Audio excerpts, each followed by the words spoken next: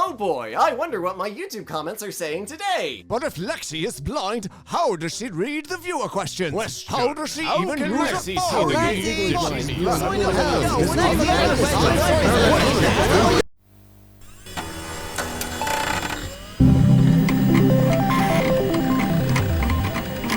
If you woke up tomorrow and everything looked like this, how would you do your job, or take a final exam, or play the best video game of all time? Stardew Valley. Of course, your life would get a lot more complicated, but you'd adapt. By force, if necessary. I've had progressive vision loss since I was 5. Because my eyes had seen enough of this shit! And I use everyday tech to record and edit videos, play games, and even fix computers. Big ones. By force, if necessary. To show you what that's like, I'd like to present this taste of blind computing. Just a sample-sized snow cone from what is the glacier of accessibility technology. Welcome to Lexplanations. It's over here. It's over.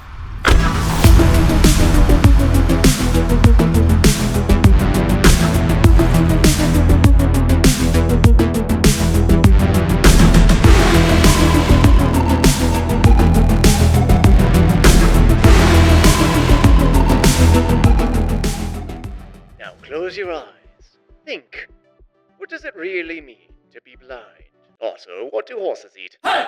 First of all, blindness isn't a freaking light switch. Just like the camera in your phone, or even a big one like this, your body can screw up an image in all sorts of creative ways, like brightness, focus, contrast, colors, and dropping it on the ground. That last one takes more effort and requires financing in the US. You could even have a perfect image coming from your eye, but the cable going to your brain could be all wiggled up. We call that foreshadowing. Most people who are visually impaired have some sight, just not enough to be dangerous. Just not as much as the world in general seems to expect. So, to keep things straight, to keep things clear, let's go through the flavors of visual impairment. It's like an ophthalmological bakery. We've got visual impairment. This is anything that affects your vision in any way, visually impaired. Anything that affects your vision that glasses or contacts can't fix, legally blind, which is when the government says, ha, you legally can't see shit. And you have fully blind, which is this. So in the US, if we take 10,000 people, we'll get arrested for human trafficking. It was for science, I swear. But of those 10,000 people, about 6,000 will have some sort of vision impairment. These are issues that are either cleared up by glasses or don't need to be cleared up at all because they're not affecting their life. About 100-ish of those 10,000 people will be visually impaired. They'll have an issue with their vision that glasses can't fix. 39-ish of those 10,000 people will be classified as legally blind in the United States. This is defined as Central visual acuity of 2200 or worse in the better seeing eye, with best correction using glasses or contact lenses at a distance, or if she has visual field restriction where the widest diameter is 20 degrees or less in the better seeing eye. Don't worry about the funny little numbers, we'll get to those in a bit. From those 39 people out of our original 10,000, only 5 or 6 will have total lights out blindness. Also, a quick disclaimer, these numbers were really hard to compile because different studies analyze different age ranges. Some of them only focus on senior citizens, some of them only focus on conditions people were born with. So this is a light average of everything we could find. I'm not writing a scientific journal here. I'm just making a funny YouTube video about accessibility technology. At this point, you're probably thinking, oh, this is very nice, Lexi, but how do legally blind people read memes? Part 2. This is how the blind people do. What do you think me, a person who can't see well's most used type of technology is? Here's a hint. Context clues are important. You guessed it. My sunglasses. Sunglasses are scientifically proven to make everyone look 20% cooler. The second most used piece of technology, though, as you've probably guessed, is headphones. I wear earbuds or headphones pretty much 24/7. In fact, I'm wearing one right now. These are my filming headphones because they pretty much blend in on camera, but I pretty much live with these in. This tiny pillow for hedgehogs holds the Sony Link Buds. The hole in the middle of these things isn't just for playing the world's tiniest game of peekaboo, but it allows you to hear the world outside you better than any transparency mode of any other headphone because there's literally nothing there. Why is that important? I'm about to show you. Brace yourselves. Guess who's back? Grocery list. Coke Zero. Tacos. Back again. Compose message. Text channel hi. Thumbs up. Lexi's back. Where the hell is my phone? Teddy bear. Tell a friend. Google search. Do dogs know I love them? Rainbow flag. Oh wait, I'm holding it. 3 pleasantly mannered geckos in a trench coat. Yes, your dog knows how much you love him. 3 bean rockets. Yeah, wasn't that fun? Anything that doesn't have the font size of Texas or is longer than a paragraph gets fed to me through these. And the fact that I can read things while also hearing the people around me without having to pull earbuds in and out or waste battery on transparency mode, etc., is absolutely life-changing. They're not sponsoring this video, but oh my god, these are amazing. So you can see why, with a typical day of phone usage, why something like this would be so important. I have multiple backup pairs of headphones. The reason I got these, also Sony, wow, I am a Sony fan, is because they also have a transparency mode. And I got these to offend the eyes of anybody that still has working vision. But text-to-speech isn't all your phone can do. Especially on iOS, this is basically my Swiss Army knife when I'm out and about. To show you how this works, I've got a camera pointed at the phone so you can get a sense of scale. That was supposed to be an LTD banana for scale, but it still has not shipped. First up, the basics. Accessibility, display and text size, larger text. Of course we want larger accessibility sizes. Whack that on up as much as you want. This is delicious, but impractical for most use cases, sadly. Now, right above that giant font size lives the greatest screen magnifier to grace this wet space rock. Zoom. Zoom.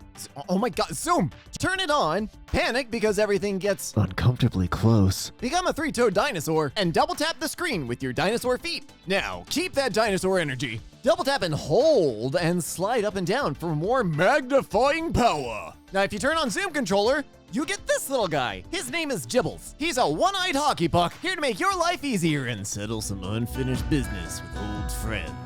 Put your thumb on his face and hold it there, and you get zoom for as long as you hold your finger down. Move it around, it pans around the screen. It's like a tiny joystick trackpad combo thing. It's just so slick. You can also change a bunch about it, but I have mine set up so that if I tap it once and tap on something else, it'll read it out to me. The Zoom controller allows quick access to Zoom controls. When zoomed out, drag to reposition. When zoomed in, drag to pan zoom content. Long press and drag to reposition. There's a bunch of other stuff like the accessibility shortcut, voiceover, and a bunch of quality of life improvements for Control Center. But the only thing I'm gonna wave in front of your face here is magnifier. iOS's magnifier does not artificially limit the amount of digital zoom you can apply, which is super helpful. You can lock focus, change contrast, brightness, even lock it to using close-up mode. And there's even a detection mode, which can identify people and tell you how far away they are, locate doors and other objects, and even analyze what you're looking at and attempt to describe it to you. A person holding a pink container with a pink label. Oh, and if you're wondering about accessibility in the Apple Watch, all that zoom stuff is really cool on the phone, but unfortunately, this thing is too small for— I lied! I can pinch my fingers and my watch zooms in. You can even scroll around the screen with the crown. If I triple tap the crown key, it starts talking to me. I cannot express the pure joy when I found out stuff like this exists. Pinching my wrist like some sort of rabid crab. The Apple Watch also does some other crazy stuff. Like during navigation, it'll tap you on the wrist an increasing number of times as you're approaching a turn. I don't even have to look at that. And neither do you. I don't know if that was meant to be accessible or not, but it ended up with a better user experience for everyone. While text-to-speech plays a huge part in how I use my phone, when it comes to using a desktop computer, I am ironically much more visual. Meet Bertha. This massive desk billboard takes up 3 parking spots and has its own zip code. I had to get a permit from the Pennsylvania Department of Transportation to bring it here from New York City. I primarily use Windows, although there is a Mac Mini hidden somewhere in there. And if you have a Windows computer, you can try this at home. If you press the Windows and equals key, Windows Magnifier will start up and magnify the screen just a little bit. If you keep pressing that key combination, you'll magnify it even more. For those of you panicking about the fact that all of the text on your screen is now the size of California, subscribe and I'll tell you how to turn it off. If you did subscribe, you can hit Windows and minus to zoom out of the Windows magnifier, and you can hit Windows and escape to close it completely. If you didn't subscribe, I'm not mad. I'm just disappointed. Editing Lexi here. I got tired of trying to save the audio for the screwed up section of video, but this is one of my most used devices, the G604 and the G602. You can actually see I've worn off the paint. They both have programmable buttons right here, and I've mapped those buttons to the shortcuts we just talked about. So all I have to do is click, click, click, click, click, click. And once I figured this out, I was pretty much able to use a computer as fast as anyone. Okay, back to actual functional content.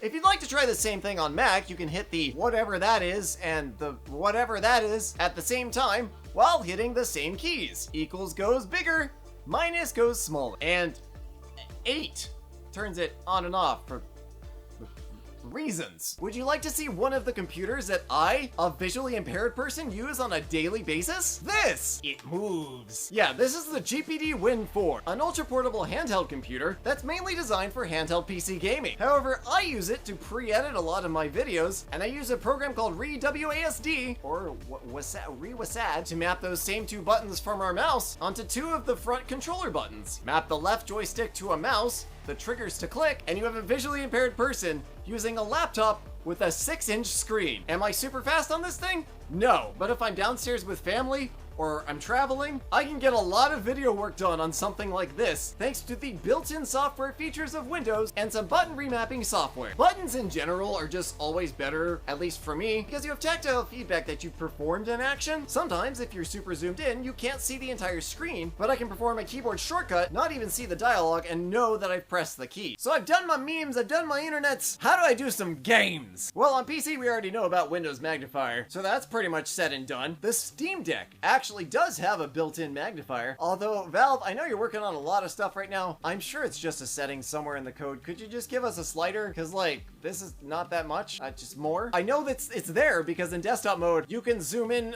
a lot more than that, but in the Steam side of things, you can only zoom in this much, and I don't know why. Nintendo's got it all figured out, though. All you have to do is double-click this button, and you literally get on-screen instructions, and you can leave the magnifier on while playing. If it wasn't for this, I would not be able to play a lot of Nintendo games. But I do want to make a special note on PC gaming, specifically for Stardew Valley. Yes, it's one of my top 5 games. Yes, the Junimos have been watching you this entire time, but developer Concerned Ape not only lets you zoom in and out to the player character, but also lets you scale the HUD. I don't understand why this isn't just like a normal thing. Like this is art! The PS4 also has a handy on-screen magnifier function, and the PS2 and GameCube generation was honestly just easier because stuff was designed for lower resolution screens. While non-intrusive headphones and remappable buttons and giant monitors are all good and well, hardware can only be as good as its software. Now this is gonna veer into my personal opinion, but I am strongly of the mind that accessibility features and technology can and should be used by everyone, with the exception of purpose-built devices that may have limited stock or a set number of physical units that they can produce. Use Zoom!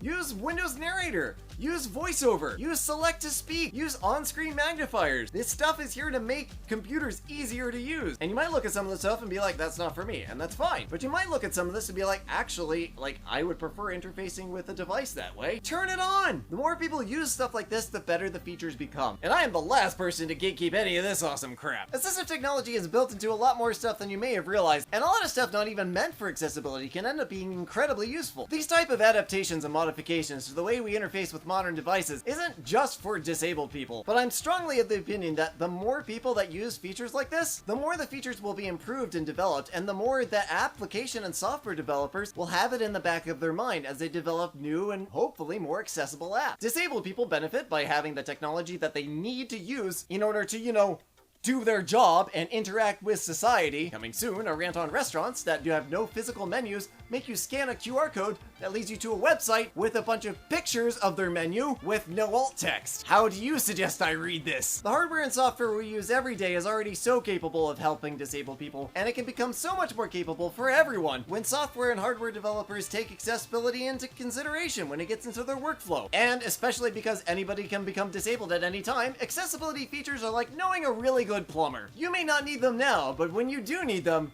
you'll sure be glad they're there. Have an absolutely victorious day tomorrow. Stay safe, stay awesome, make more stuff, and I will see you guys in the next video.